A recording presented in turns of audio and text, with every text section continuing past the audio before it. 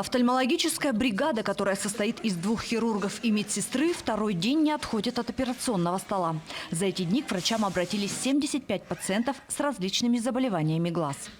Сейчас проводится здесь катаракта и интравитральное введение ингибитора ангиогенеза.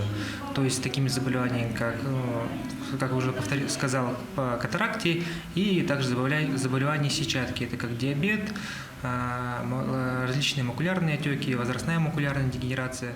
Работа в Нерюнгри ведется 3 дня. Первый день – осмотр пациентов, расчет линзы, подбор препаратов. И 2 дня непосредственно на операции. Многие пациенты, которые столкнулись с такой проблемой, как катаракта, уже знают, что в Нерюнгри 2 раза в год работает выездная бригада офтальмологов. Есть даже те, кто уже сделал операцию на 1 глаз и обращаются, чтобы сделать операцию на 2 глаз. Поэтому во время работы специалистов глазной клиники в Нерюнгри всегда большие очереди.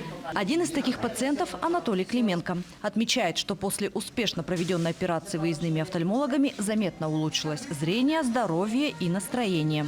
Операция прошла отлично. И видеть стал, как народился наново. Да. Так что пусть люди лечат глаза. Это очень хорошо. Операции проводятся по направлению от местных офтальмологов, которые наблюдают пациентов в течение года. Перед операцией сдают все анализы и проходят обследование. Я пришла тоже с катарактой, пришла к офтальмологу, и мне сказали, что можно сделать здесь операцию.